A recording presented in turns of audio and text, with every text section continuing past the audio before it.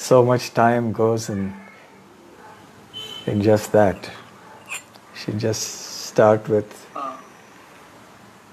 Maharaj, your voice is very feeble. Voice is feeble. Hare Krishna, is it better? Is it better now?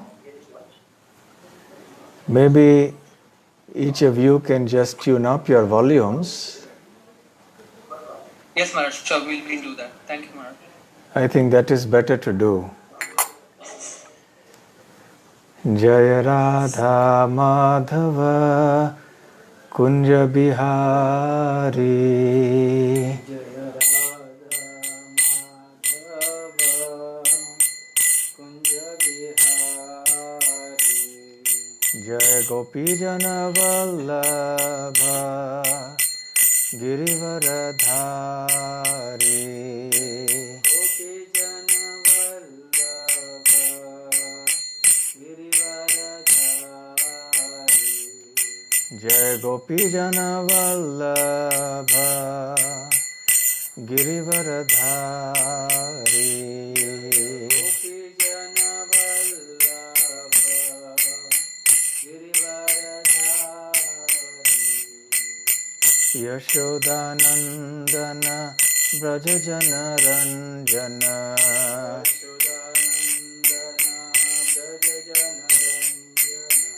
Yashodanandana Braja Jana Ranjana Yashodanandana Braja Jana Ranjana Yamuna Tira Vanachari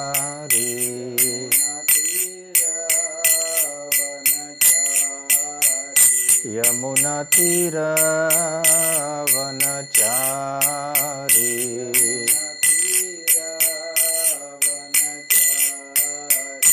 Jaya Radha Madhava Kunja Bihari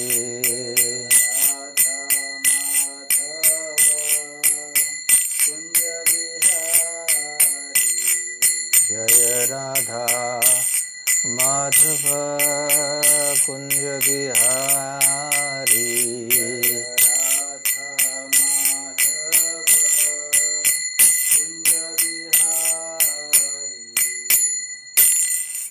Jayam Vishnupad Paramhansa Parivrajakaacharya Ashtottara Sat His Divine Grace Abhay Charanaravinda Bhakti Vedanta Swami Srila Prabhupada Ki Jai Ananta Koti Vaishnava Vrinda Ki Jai Shri Shri Radha Gokulananda Ki Jai Shri Shri Gaurnitai Ki Jai Shri Shri Jagannath Baladev Subhadra Mai Ki Jai Nitai Gaur Premanande Samaveta Bhakta Vrinda Ki Jai Samaveta Bhakta Vrinda Ki Jai Samaveta Bhakta Vrinda Ki Jai Shri Shri Guru Gauranga Ki Jai.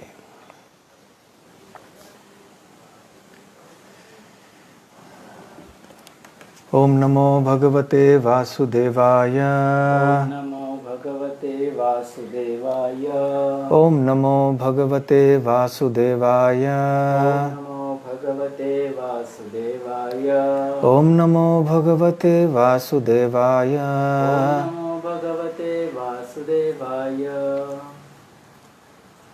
Reading from Bhagavad Gita, chapter 9, the most confidential knowledge, text 33.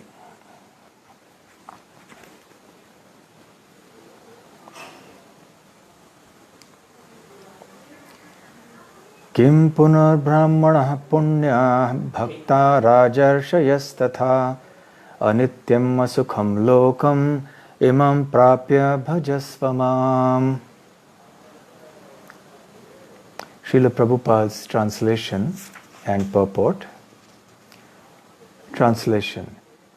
How much more this is so of the righteous brahmanas, the devotees, and the saintly kings. Therefore, having come to this temporary material world, engage in loving service unto me. Purport. In this material world, There are classifications of people, but after all, this world is not a happy place for anyone. It is clearly stated here, Anityam Asukham Lokam. This world is temporary and full of miseries, not habitable for any sane gentleman. This world is declared by the Supreme Personality of Godhead to be temporary and full of miseries. Some philosophers, especially Mayavadi philosophers, say that this world is false, but we can understand from Bhagavad Gita that the world is not false, it is temporary. There is a difference between temporary and false. This world is temporary, but there is another world which is eternal. This world is miserable, but the other world is eternal and blissful. Arjuna was born in a saintly royal family. To him also the Lord says, "Take to my devotional service and come quickly back to Godhead, back home." No one should remain in this temporary world full as it is with miseries. Everyone should attach himself to the bosom of the Supreme Personality of Godhead so that he can become eternally happy.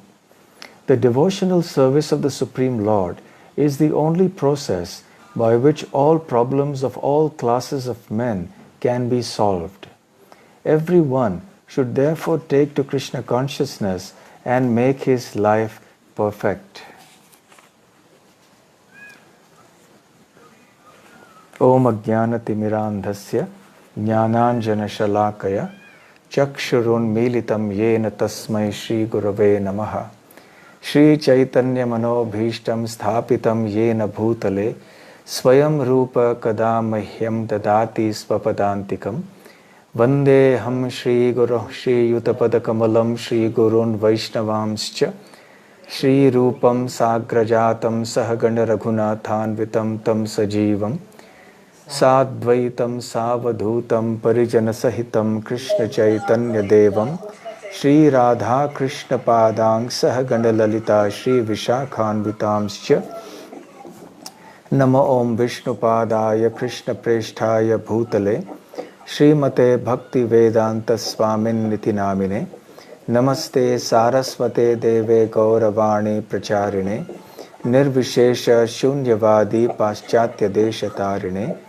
Vancha Kalpatarubhyascha Kripa Sindhubhya Evacha Patitanam Pavanebhyo Vaishnavebhyo Namo Namaha Jai Shri Krishna Chaitanya Prabhu Nityananda Shri Advaita Gadadhar Shri Vasadi Gaura Bhakta Vrinda Hare Krishna Krishna Krishna Hare Hare Hare Rama Rama Rama Hare Hare Hare Krishna.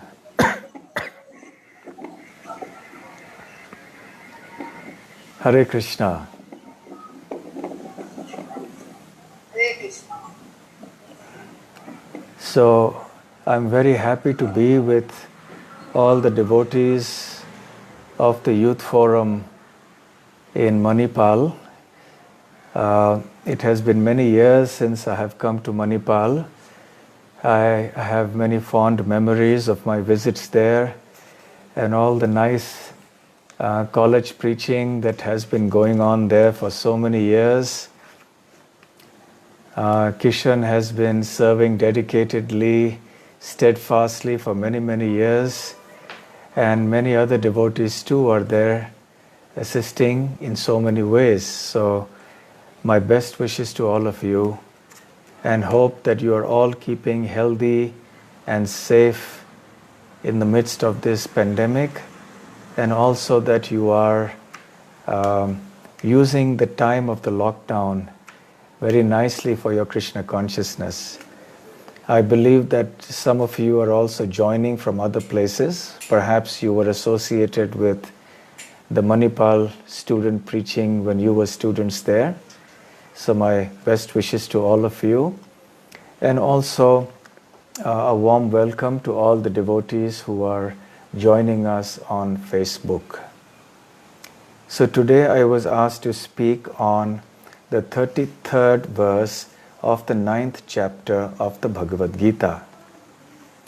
And in this verse of this very important chapter, Krishna is speaking some words of wisdom that are very encouraging for everyone. This whole series of verses actually is very encouraging for everyone. You see, in the 30th and 31st verses, Krishna speaks about how, in the case of an accidental fall down, a devotee is still considered a sadhu.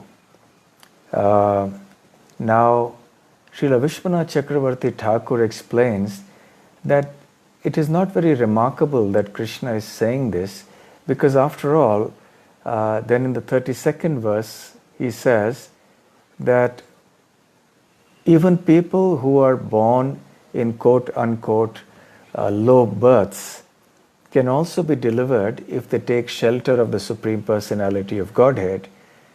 So then, what is so remarkable if people who have already taken shelter of the Supreme Lord then have some defects? So in this respect, Krishna continues that logic, that train of thought, that focus on the glory of devotion. So essentially the theme is how potent, how effective is the process of devotional service. So in this 33rd verse of the 9th chapter, Krishna says that even if people born in so-called low families or births, of life and go back to the spiritual world, if they take complete shelter of the lotus feet of the Supreme Lord, then what then is to be said of those who are already devotees, who have completely surrendered to the Lord and who have been born in so-called higher births, like those in the royal families or those in the families of pious brahmanas and so on. So, Kim Punaha, that is the way that Krishna starts this verse by saying Kim Punaha, what then to speak of? So in the previous verse he has just talked about the other kinds of lower births, Mam hi partha vyapashritya yepi syuh papa yonayaha. So, striyo vaishyas tatha shudras tepi yanti param gatim. So he says that even if people are born in various kinds of births, even papa yonayaha, in papa yoni, that means those species or those births that are obtained as a result of having performed sinful activities in the last life, in the previous life. So even for such people, Vyapashrityaha, if that person, these people take shelter of me, Krishna says, then tepe yanti param gatim. They will also attain the param gati, or the param gatim, as Krishna says here. So in other words, birth is not really a disqualification at all for devotional service. However, in traditional ritualistic Vedic religion, birth was a consideration. So there was a consideration of a low birth and a high birth. In what sense? Because generally there were certain kinds of births, which meant certain kinds of families that one was born into, which had a certain kind of, let us say, culture, or a lack of it. So a birth in a certain kind of family automatically meant that there was a certain kind of atmosphere, a certain kind of culture, a certain kind of upbringing for that individual. So the so-called higher births implied that the family members, the parents in particular, already were of a certain elevated consciousness. They already were from a certain cultural background, so that the child who is born into that family automatically also becomes like that. On the other hand, there are so many families where the culture is poor, so maybe the people aren't so civilized, they're not so cultured. So it is likely that the children who are born in such families also imbibe that lack of culture, and they also exhibit uncultured behavior as they grow up in age and become adults. So the consideration of birth, because it kind of brings up or imbues a child born in that family with a certain kind of culture and mindset and habits and behavior and so on, was an important consideration in the Vedic times. Of course, one must keep in mind that as the Srimad Bhagavatam tells us, that it was quite possible, and indeed even as the Bhagavad Gita tells us, that if somebody born in a certain kind of family doesn't act in accordance with the kind of culture that the family is in, then that person, that member of the family, is not considered to belong to that particular group. So, for example, if there is a person born in a Brahmana family, but that person doesn't display the characteristics of a Brahmana, doesn't have the gunas or the qualities of a Brahmana, doesn't act like a Brahmana, doesn't have the guna and karma of a Brahmana, then that person is not considered a Brahmana. He is considered a person of a lower category. A Brahmana should be one of very high consciousness, of very high culture. So if a person born in that family doesn't exhibit that, then that person is not considered a Brahmana, even though he is born in a Brahmana family.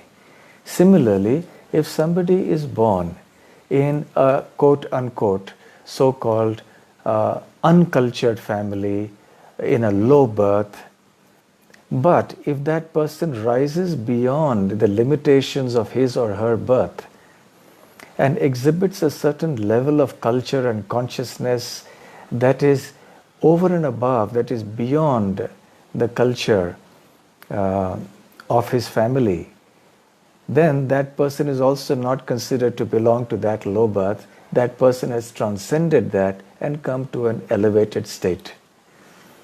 So ultimately, it is the frame of mind, it is a state of consciousness, it is the behavior, it is the speech, the activities, the life and etiquette that the person follows that determines the class to which that person may be said to belong. But by and large, this principle of birth was an important one. Even in today's life and times, we see that if a person is born in a very uncultured family, then it is likely that that person will acquire those traits. So this principle of birth having an important influence on the mentality and the activities of the children born in it is seen today. It's a kind of a valid principle. And it can be both negative as well as positive. So in Vedic religion, birth did play a very important role, and if you were high birth, then you were eligible to perform certain kinds of rituals, perform certain kinds of worship, do certain other kinds of activities which required a certain degree of purification, a certain degree of knowledge and understanding, and so on. But if one was born in a so-called low birth, then in general one would not have that kind of a culture or that upbringing. And the technical Sanskrit word used in this regard is sanskara. The samskara means a purificatory activity or a rite or a ritual. So there is a verse in the scriptures which says, Janmana jayate shudraha, that everyone is basically born uncultured. Because when we are born, we are ignorant. We don't know anything. We don't know what is culture. We don't know what is right, what is wrong. We have no clue about anything. But then we are trained, we are educated by our family, by our parents, by our environment. And then we acquire certain traits of personality and character and behavior and so on. So certain types of, shall we say, mindsets and impressions get imprinted upon our consciousness. These are called samskaras. So samskaradhi bhaved dvijaha. So even though someone may be born uncultured, but by the samskara, one is given a so-called second birth, dvija, which means one has now got some culture. One is now getting some religious or spiritual or moral education. But that is not enough. Just to go through the motions of a purificatory ritual like a samskara is not sufficient. What is important is that one must acquire knowledge. Therefore, Veda Pathat Bhaved Vipraha.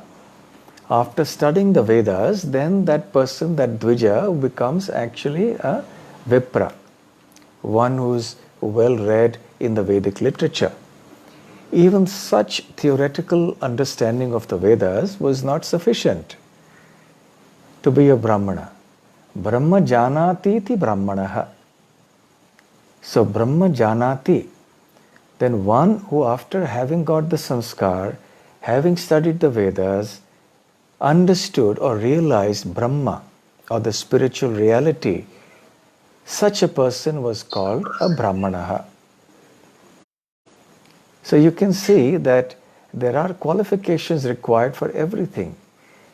These terms are not to be used very loosely. So in the olden days, there were so many communities. Nowadays people are all mixed up, and generally one doesn't find such a differentiation to the degree that one used to find it earlier. Because in Kali Yuga, basically everybody, or most people, are very uncultured by Vedic standards. See? So in the Srimad Bhagavatam, Mother Devahuti, who is the mother of Lord Kapila, she speaks about the glories of devotional service and emphasizes that for one who takes to devotional service and completely surrenders to the Lord and his devotees, then these limitations of low birth, which give rise to lack of culture, lack of understanding, etc., all that is nullified. So in that beautiful verse she says, Kiratu hunandra pulinda pulkasha abhira shumbha yavana kashadayaha yenyepi papayad apashrayashrayaha shuddhyanti tasmai prabhavishnave namaha. So there are various types of uncultured communities or groups that were mentioned, that was seen in the Vedic times. Kirata, Huna, Pulkasha, Pulinda. In the purport, Srila Prabhupada mentions, what it relates to from the modern geographical context. Abhira, Shumbha, Yavana, Khasa, Adayaha, etc. So all these people who are born in certain kinds of communities or families which are uncultured, not trained in certain Vedic understanding, what about them? Even for them, and others who are born and who are born in completely sinful backgrounds. But apashraya ashrayaha. So if such people take ashraya or shelter of those who have taken shelter of the Supreme Lord. So who are the people who have taken shelter of the Supreme Lord? They are the devotees of the Lord. So even if such people who are born in very sinful backgrounds, uncultured backgrounds, take shelter of those who have taken shelter of the Supreme Personality of Godhead, Shuddhyanti Tasmai, they become completely purified by virtue of having taken such shelter of the devotees of the Lord. Shuddhyed yas tasmai prabhavishnave namaha. So I offer my respectful obeisances to that all-powerful, resplendent, Supreme Personality of Godhead, Vishnu. So this is the prayer of Mother Devahuti. Similarly, also, I beg your pardon, this is not Mother Devahuti, this is from where? From the second canto of the Srimad Bhagavatam, I beg your pardon. Yeah, it is from the second canto. In the third canto, as far as Mother Devahuti is concerned, she speaks another nice verse. Aho bata shvapachoto garyan yajjihvagre vartate namatubhyam te pustapaste juhuvuhu sasnurarya brahmanuchur nama grinanti ete. Where she says that if a person is seen to be chanting the names of the Lord, yajjihva agre, if on the tips of his tongue is being vibrated the holy names of the Lord, then to garyan, such a person is worshipable. Even if that person has been born in the family of a Shvapacha. Shva means a dog, Pacha means one who cooks or who eats. A Chandal family.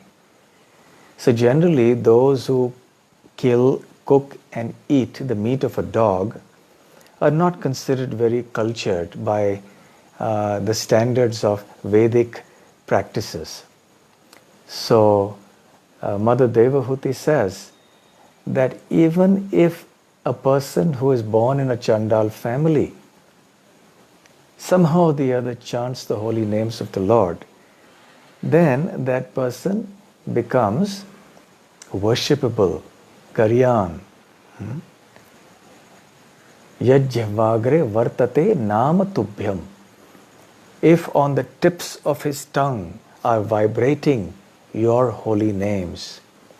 And one can understand by the fact that this person is chanting the holy names now, that he or she must have done many types of activities in the previous lives. What kind of activities? One must have performed lots of austerities. One must have visited all the holy places and taken bath there. One must have been trained in the manners of the Aryans. One must have performed all kinds of Vedic sacrifices and learnt the mantras. You know, one should be understood to have done all these things in some previous life by virtue of the fact that one is now chanting the holy names of the Lord steadfastly and with devotion. So a very important point. So here we can contrast the process of devotion to Lord Krishna on one hand with the traditional classical ritualistic Vedic religion on the other hand. In the traditional classical system, there was a lot of consideration given to high birth, low birth. But in the path of devotion, there is no such consideration. And we find many such examples even in the ancient Vedic times. So this is not a new phenomenon. This is a phenomenon that we see all through history. For example, in the Ramayana, we see the Guha, who was a Nishad, which is supposedly a low community. But because he was a great devotee of the Lord, he is considered worshipable for all of us. He was a great devotee of Lord Ram. He rendered great service to Lord Ram when Lord Ram stepped out of Ayodhya and went into the forest for his period of exile.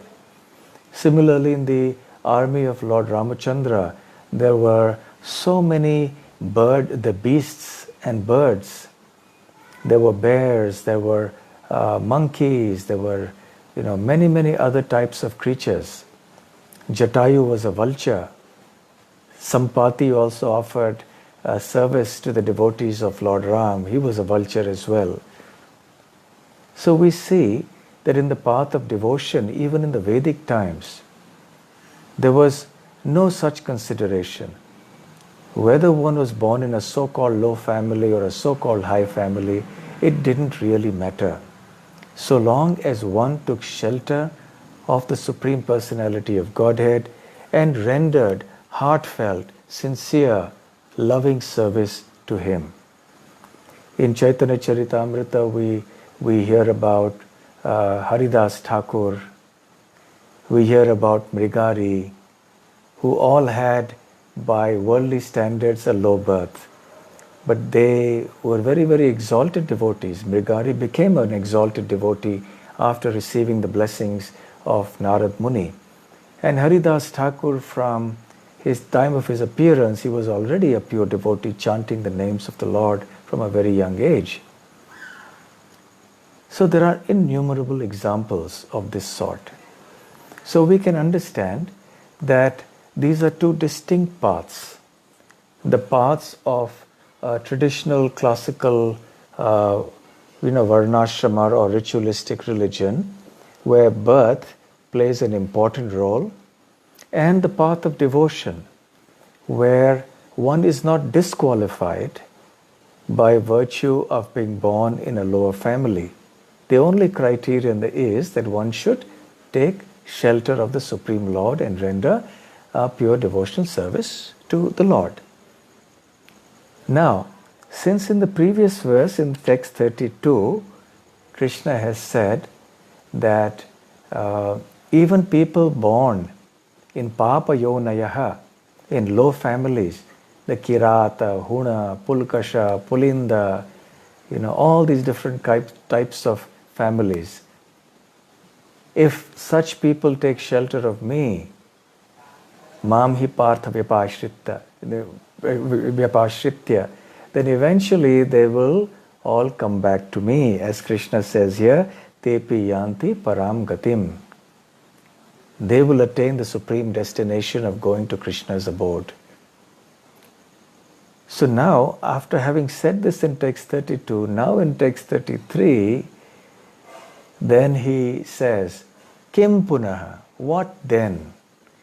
If even people who are born in so-called low families can attain to my supreme abode by taking shelter of me and rendering devotional service, what then to speak of punah brahmanaha punyaha, those born in pious brahmana families, or bhaktaha? He says then bhaktaha rajarshayas. So what then to speak of those who are already devoted and they are born in the family of saintly kings, they are born in the family of pure brahmanas? Speak of them. Certainly they will attain the supreme destination. So this is called in Vedic logic Kaimutya Nyaya. Kim uta, the logic of how much more so. What can be said then? Like for Ajamil, for example. If Ajamil was able to get liberated just by unconsciously, unknowingly chanting, unwittingly chanting the name of Lord Narayan when he was calling his son, what then to speak of those who chant knowingly with faith and with full devotion? So if for this kind of chanting you get this kind of a result, then with devoted chanting and full knowledge, what kind of a result can you expect? Definitely it will be a much more exalted result, which is pure love of Godhead.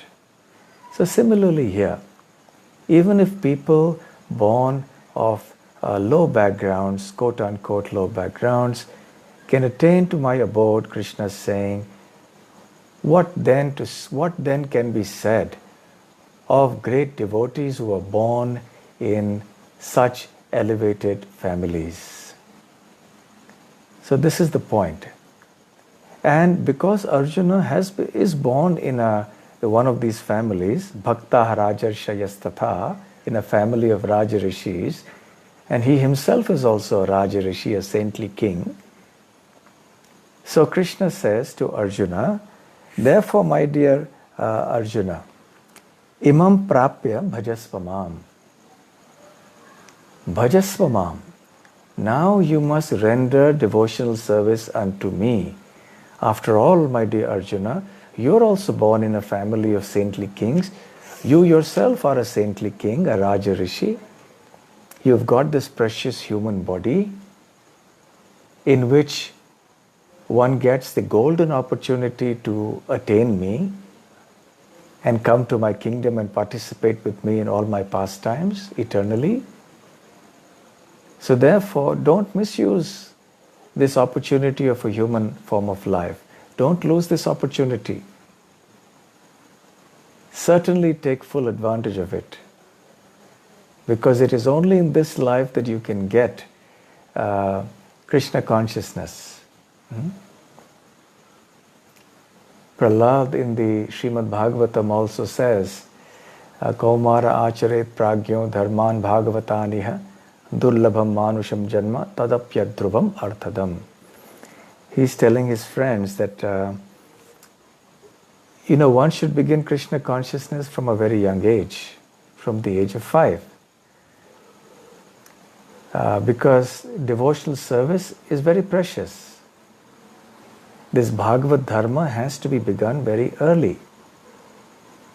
Because even though this human form of life is durlabham, manusham janma, it is very rarely obtained. But once having obtained it, one must use it for Krishna consciousness because it is arthadam, because it is full of potential benefit. Potential benefit means that it has the potential to give you the maximum benefit. Now, if you misuse that potential, then you don't get it. But if you utilize it for the right purpose, then it can do great good. For example, if someone has a lot of money, for example, okay, now it has the potential to do a lot of good. But if that person misuses the money for doing something that's wrong, then he degrades himself, causes harm to himself and others.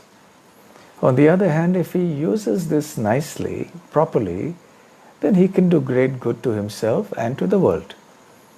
So similarly, not only Arjuna, but all of us, we are also in a very privileged position.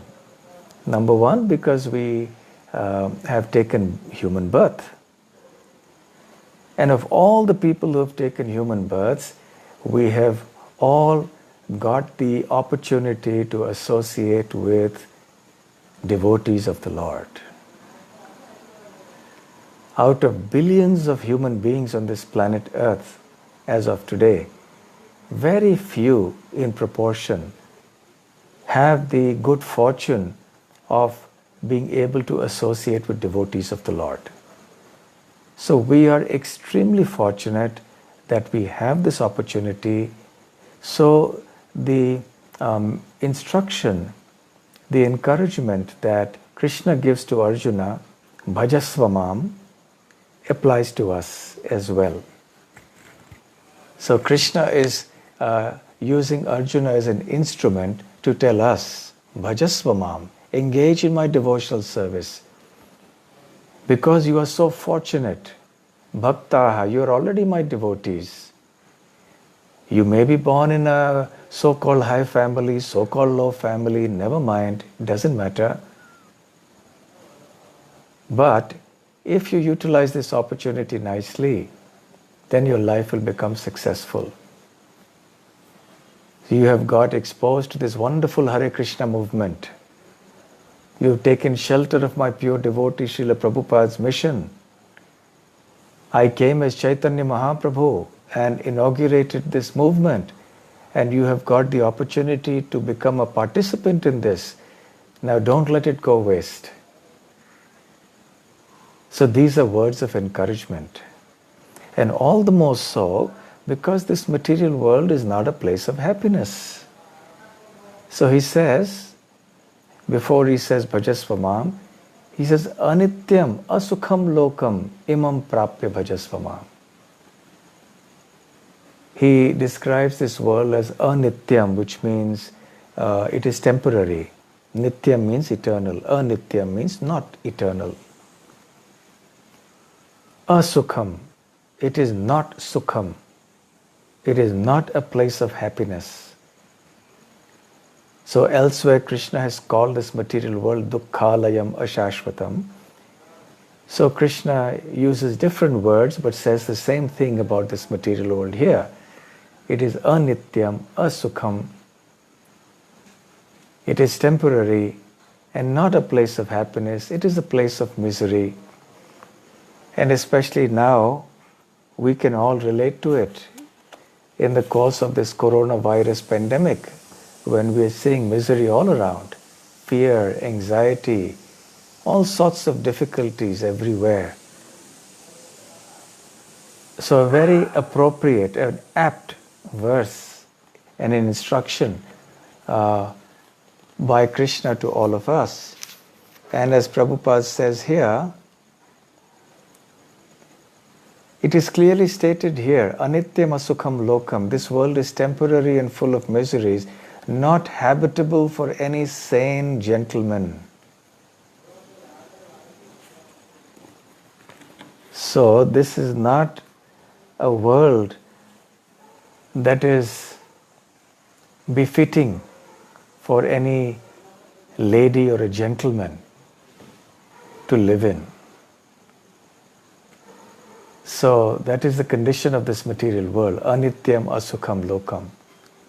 Therefore, take full advantage of the fact that you have a human form of life and that you have got access to the association of devotees. Practice Krishna consciousness in all sincerity and make your life perfect. Thank you very much. So we'll stop here. And if you have any questions, you may please type them on the chat box here in the Zoom.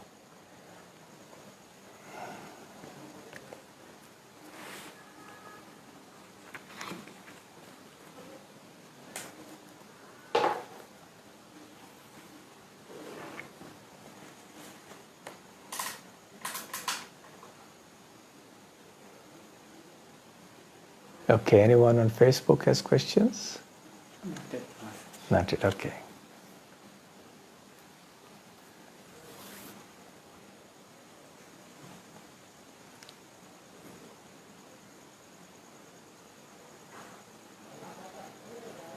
Okay, so we'll conclude with just the last two sentences of Srila Prabhupada's purport. The devotional service of the Supreme Lord is the only process by which all problems of classes of men can be solved. Everyone should therefore take to Krishna consciousness and make his life perfect. So sublime instructions from Srila Prabhupada. So let us take it to heart. Okay, so one question has come here to me. What is the difference between traditional Upanayanam and Vaishnava Diksha? Okay, so traditional Upanayanam was generally done or is generally done for those who are born in certain families. They're called the Dvijas, the Brahmanas and Kshatriyas, Vaishyas. They do this sacred thread ceremony, the Upanayan ceremony, and especially the Brahmana community does that. So in that ceremony, one is initiated into the chanting of the Brahma Gayatri mantra. And one begins practicing and chanting the Sandhya Vandanam. Vandanam means the prayers of the Gayatri mantra at the three Sandhyas, morning, afternoon and evening. So this is the traditional classical Brahmana.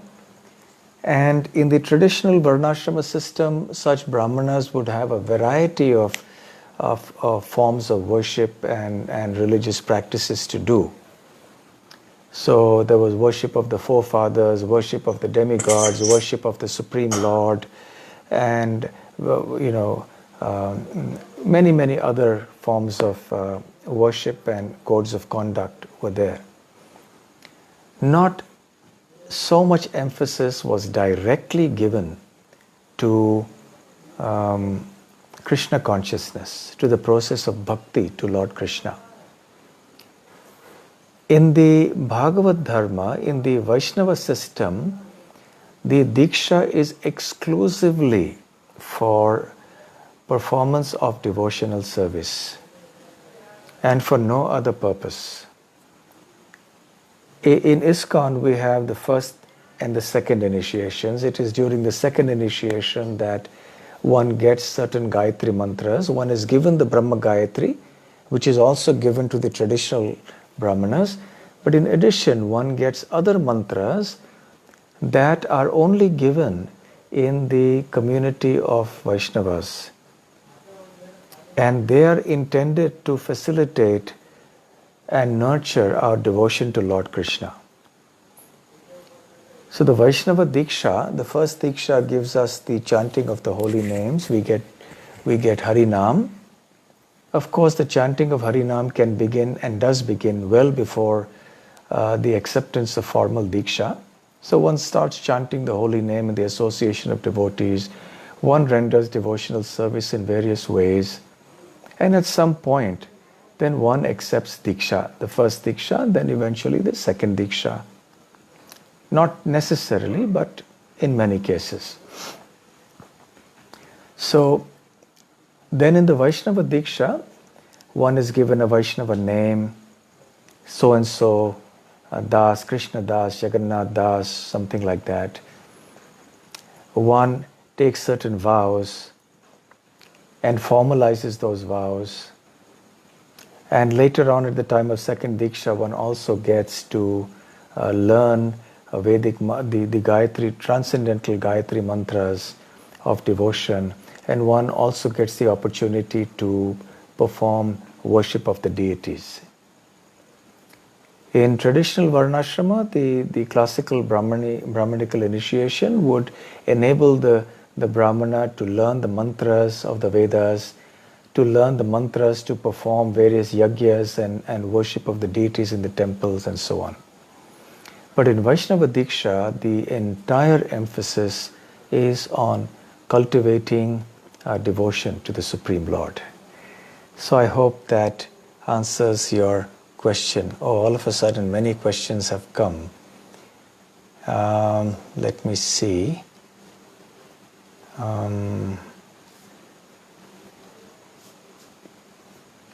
Okay, another question. Many devotees are engaged in work which may not be in line with dharma, either directly or indirectly. So will the devotee get karma for this even though they are chanting? Obviously, it is difficult to not be tainted or affected by the impurities that are present as a result of taking up certain types of livelihood. In this day and age, practically everything is contaminated. Very few things are pure in terms of sources of livelihood. So yes, there will certainly be some taint. Therefore, it is preferable that one must try to accept sources of livelihood that are basically as pure as possible. The whole system of economics and livelihood in the modern day and age has become extremely complex. And therefore, very few pure sources of livelihood are available now. So you take up a job, you go through your university, take up a job and go into some factory or into some other company or something, and you work. And then there are many other things going on in the company. They produce goods which are, not dharmic, or they do services which are not dharmic. So what to do? Your source of livelihood is connected to that, even though you're not directly involved. So at the very least, don't involve yourself in activities that directly involve sinful activity like meat or alcohol or such things, a violation of our regulative principles. And try your best to get a source of livelihood which contains or involves minimum possible implication in sinful activity. And then also make sure that you offer the fruits of your activities to Krishna. So this is your gauna dharma, your secondary dharma. And then your primary dharma, which is chanting of the holy names, you just do that with as much sincerity and enthusiasm and dedication as possible. Hearing the Gita and Bhagavatam, chanting the holy names in japa and kirtan, taking only prasadam. So all that will help us to transcend the impurities that come about as a result of contaminated sources of livelihood. Okay, the next question is how to understand Krishna's presence during difficult situations. By taking shelter of him as the only refuge in that difficulty. When we take refuge of Krishna, especially when we chant the holy names of Krishna with great feeling, then we can feel Krishna's presence. Srila Prabhupada says that when one is in difficulty, then one must chant loudly and with great feeling. Don't be ashamed, don't be embarrassed in your home or in the temple or wherever it is that you stay. When you are in difficulty, when we are in difficulty, we should just chant feelingly and loudly. Elsewhere, Srila Prabhupada also says that the chanting of Hare Krishna should be like the crying of the child for Mother Hara. So then we will be able to feel Krishna's presence in difficulty. Okay, the next question is, like for example, doctors and scientists who are engaged in finding a vaccine might be testing on animals and torturing them, but it is for the bigger good of mankind. Okay, so as I said earlier, that is in relation to the question of tainted livelihoods. Well, as I mentioned in the answer to that question, our civilization has become so complex and contaminated and corrupted that everything involves some or the other implication or involvement in sinful activity. Now, for example, Ayurveda did not involve such killing, generally, but today's thing necessarily involves that. So perhaps it's an indication, this COVID-19 pandemic is an indication that we should also take shelter of our traditional branches of knowledge like Ayurveda, yoga, and develop preventive systems of care. Preventive medical care is far better than therapeutic medical care. Prevention is better than cure. So if we follow the lifestyle practices as laid down in Ayurveda and as promoted by yoga, then automatically we will become healthier. We will not be susceptible to such infections as easily as perhaps other people may be. So perhaps this is Krishna's indication that we have to do this. And for those who are involved in such fields, well, what can be said? At least don't directly participate in it as much as possible. Just, If you have to do your work in a hospital, you're a doctor, and you have to inject those vaccines, well, so be it. That's what your dharma is as a doctor, just do that, but just chant Hare Krishna very purely. What else can be said? Because in this day and age also sometimes there are circumstances when we are forced to take shelter of the modern medical system.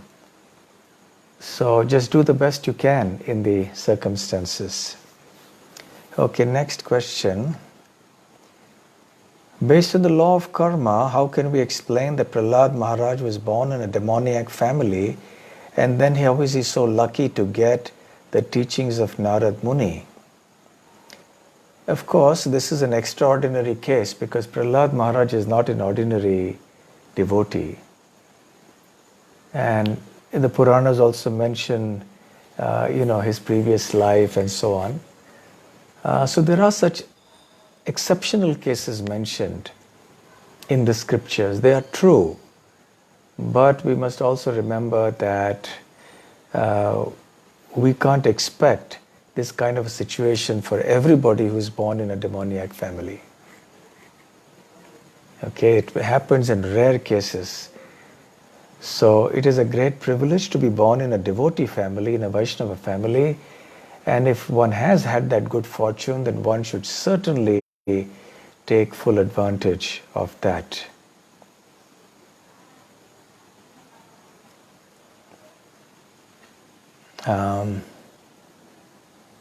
I have a couple of questions in regard to chanting. Why is our index finger kept out? The index finger is kept out because generally this finger is considered not a pure finger, it's considered a contaminated finger. And also, it's a kind of a symbol of our pride, or it's a symbol of us admonishing somebody in a spirit of anger. Just like when you're threatening somebody, you use this finger and say, "How dare you do that?" So this finger, therefore, is not considered a very pure finger. So what are the do's and don'ts in Harinam? Well, as such, there are no rules and regulations, but the basic principle is we should try to do it with as much faith and devotion and feeling as possible, with as much attention as possible, and by being physically as clean also. That is also beneficial.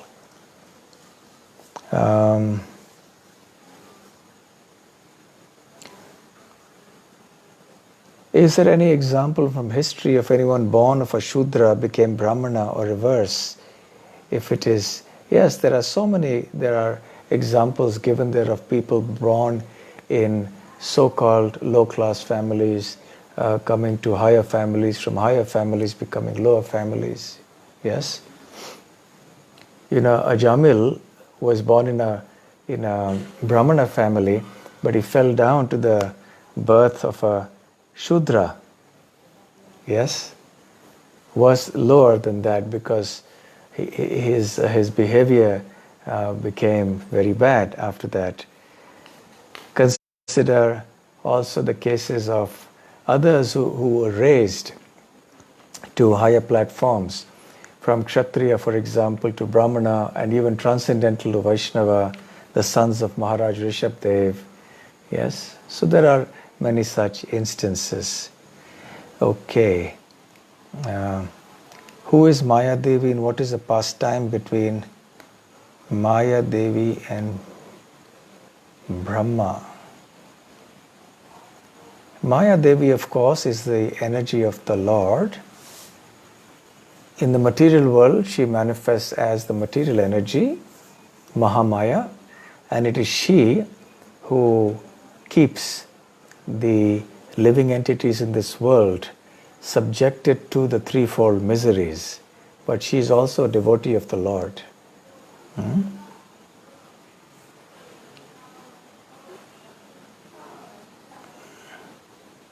Okay, how can we do unmotivated and uninterrupted devotional service? By getting inspired by the great examples in the scriptures and also in living history, and also in our present times we have so many wonderful devotees in our midst. And over the years and take shelter of Srila Prabhupada and his mission and the previous acharyas. We have so many great acharyas. Learn about their life, learn about their example, draw inspiration from them, be in the association of devotees, read Srila Prabhupada's books, chant Hare Krishna very faithfully and feelingly, and it will be easier to chant, to perform devotional service. Okay, so we'll stop here now. So thank you very much and best wishes to everybody. Please continue on with enthusiasm in your Krishna consciousness. Hare Krishna.